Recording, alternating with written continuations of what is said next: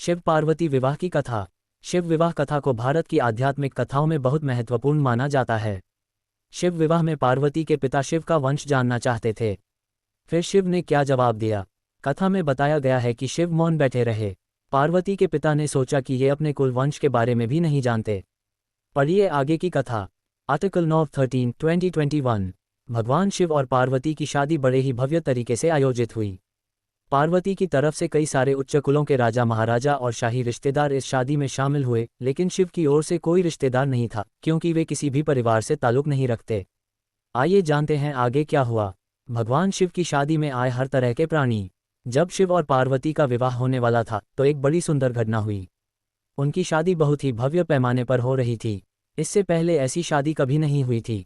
शिव, जो दुनिया के सबसे तेजस्वी प्राणी थे, एक दूसरे प्राणी को अपने जीवन का हिस्सा बनाने वाले थे। उनकी शादी में बड़े से बड़े और छोटे से छोटे लोग शामिल हुए। सभी देवता तो वहां मौजूद थे ही, साथ ही असुर भी वहां पहुंचे। आमतौर पर जहां देवता जाते थे वहां असुर जाने से मना कर देते थे, और जहां असुर जाते थे वहां देवता नहीं जाते थे। शिव पशुपति हैं, मतलब सभी जीवों के देवता भी हैं, तो सारे जानवर, कीड़े मकोड़े और सारे जीव उनकी शादी में उपस्थित हुए। यहाँ तक कि भूत पिशाच और विक्षिप्त लोग भी उनके विवाह में मेहमान बनकर पहुंचे।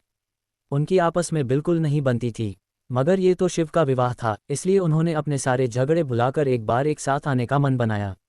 शिव पशुपति हैं, मतलब सभी जीवों के देवता भी हैं, तो सारे जानवर, कीड़े मकोड़े और सारे जीव उनकी शादी में उपस्थित हुए। यहाँ तक कि भूत पिशाच और विक्षिप्त लोग भी उनके विवाह में मेहमान बनकर पहुंचे। यह एक शाही शादी थी, एक राजकुमारी की शादी हो रही थी, इसलिए विवाह समारोह से पहले एक अहम समारोह होना था।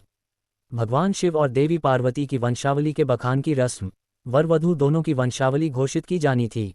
एक राजा के लिए उसकी वंशावली सबसे अहम चीज होती है, जो उसके जीवन का गौरव होता है। तो पार्वती की वंशावली का बखान खूब धूमधाम से किया गया। ये कुछ देर तक चलता रहा। आखिरकार जब उन्होंने अपने वंश के गौरव का बखान खत्म किया तो वे उस ओर मुड़े जिधर वर शिव बैठे हुए थे। सभी अतिथि इंतजार करने लगे कि वर की ओर से कोई उठकर शिव के वंश के गौरव के बारे में बोलेगा, मगर किसी ने एक शब्द भी नहीं कहा।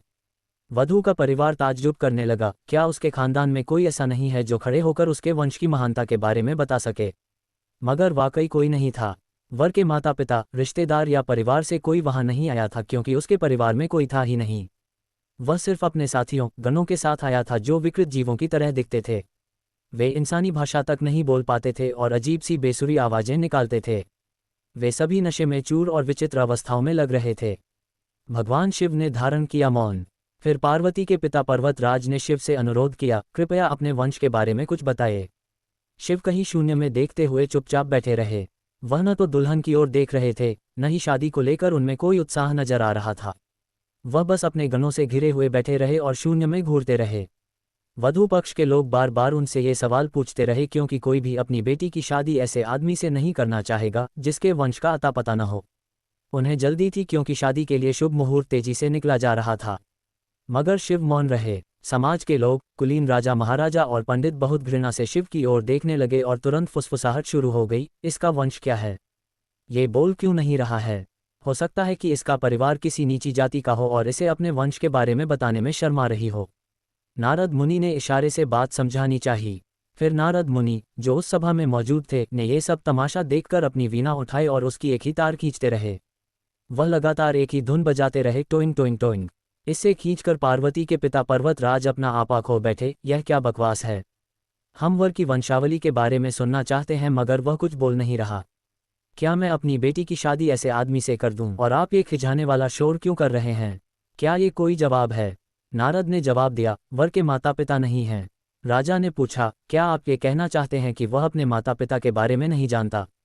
नारद ने सभी को बताया कि भगवान स्वयंभू हैं। नहीं, इनके माता पिता ही नहीं हैं। इनकी कोई विरासत नहीं है। इनका कोई गोत्र नहीं है। इसके पास कुछ नहीं है। इनके पास अपने खुद के अलावा कुछ नहीं है। पूरी सभा चकरा गई। पर्वतराज ने कहा, हम ऐसे लोगों को जानते हैं जो अपने पिता या माता के बारे में नहीं जानते। ऐसी दुर्भाग्यपूर्ण स्थिति हो सकती है, मगर हर कोई किसी न किसी से जन्मा है। ऐसा कैसे हो सकता है कि किसी का कोई पिता या माँ ही ना हो?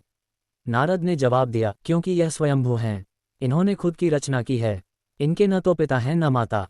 इनका न कोई वंश है न परिवार।